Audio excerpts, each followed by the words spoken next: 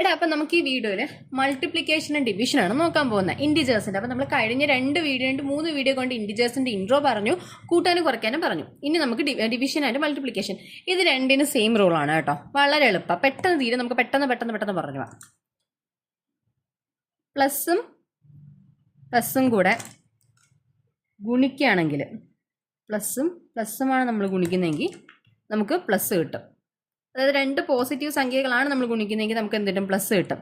അതേസമയം 2 നെഗറ്റീവ് സംഖ്യയാണ് നമ്മൾ ഗുണിക്കുന്നത്, നമ്മൾ 2 നെഗറ്റീവ് സംഖ്യയാണ് ഗുണിക്കുന്നതെങ്കിൽ നമുക്ക് എന്ത് കിട്ടും? പ്ലസ് കിട്ടും. ഓക്കെ, 2 പോസിറ്റീവ് സംഖ്യകൾ 2 നെഗറ്റീവ് സംഖ്യയാണ്. തന്നിരിക്കുന്ന സംഖ്യകളെല്ലാം പോസിറ്റീവാണ്, എല്ലാം നെഗറ്റീവ് ആണെങ്കിൽ നമുക്ക് കിട്ടുന്ന വാല്യൂ എന്തായിരിക്കും? പോസിറ്റീവ് ആയിരിക്കും. അതേപോലെ തന്നെ ഡിവൈഡ് ചെയ്യുമ്പോൾ പ്ലസ്സുമാണ് അങ്ങോട്ട് നമ്മൾ ഡിവൈഡ് ചെയ്യുന്നതെങ്കിൽ നമുക്ക് എന്ത് കിട്ടും? പ്ലസ് തന്നെ കിട്ടും. ഓക്കെ ആണേ.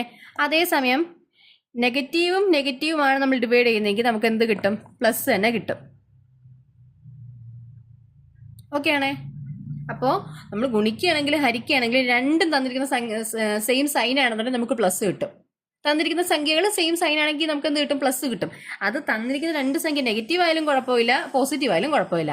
പക്ഷേ ഒരു സംഖ്യ പോസിറ്റീവും ഒരു സംഖ്യ നെഗറ്റീവുമാണെങ്കിൽ നമ്മുടെ ഉത്തരം നെഗറ്റീവ് ആയിരിക്കും. അത് ഗുണിക്കുമ്പോഴാണെങ്കിലും ഹരിക്കുമ്പോഴാണെങ്കിലും. മൈനസ്, ഇത്ര കാര്യമേ ഉള്ളൂ. അപ്പോൾ മൾട്ടിപ്ലിക്കേഷൻ ഡിവിഷൻ വരുമ്പോൾ എന്താണ്? 2 സംഖ്യ പോസിറ്റീവ് ആണോ അല്ലെങ്കിൽ നെഗറ്റീവ് എന്തോ ആയിക്കോട്ടെ, സെയിം തന്നിരിക്കുന്ന സംഖ്യ എല്ലാം സെയിം സൈൻ ആണെങ്കിൽ അത് പോസിറ്റീവ്. അതേസമയം പോസിറ്റീവ് നെഗറ്റീവ് ആണെങ്കിൽ നമുക്ക് നെഗറ്റീവ് കിട്ടും. എക്സാമ്പിൾ നോക്കാം. 4 3 12 -4 -3, അതായത് മൈനസും എന്തായി മാറും? പ്ലസ് ആയി മാറും. 12 നമ്മൾ നേരത്തെ പറഞ്ഞു, ഏതാണ് കുറയ്ക്കാൻ നേരത്തെ പറഞ്ഞു, മൈനസ് ആണ് വരുന്നത്. ബ്രാക്കറ്റിന് അപ്പുറം നമ്മൾ മൾട്ടിപ്ലൈ ചെയ്യുന്നത്. അപ്പൊ ആ ഒരു കോൺസെപ്റ്റ് വരുമ്പോൾ എന്ത് പറ്റും? ഇത് പ്ലസ് ആയി മാറും എന്ന് പറഞ്ഞു. ആ സെയിം കാര്യം ഇവിടെ നടക്കുന്നത്. ഈ മൈനസും കൂടെ എന്തായി? പ്ലസ് ആയി മാറും. അടുത്ത ഡിവൈഡ് ചെയ്യാം. 12 divide by 3 4, -12 divide by -3 4. Okay ആണേ? ഓക്കെ ആണെന്ന് വിശ്വസിക്കുന്നു. കാരണം ഇവിടെ ഒരു പോസിറ്റീവ് ഒരു നെഗറ്റീവ് വന്നാലല്ലേടാ നമുക്കൊരു മൈനസ് വാല്യൂ വരത്തുള്ളൂ. അത്രയേ ഉള്ളൂ.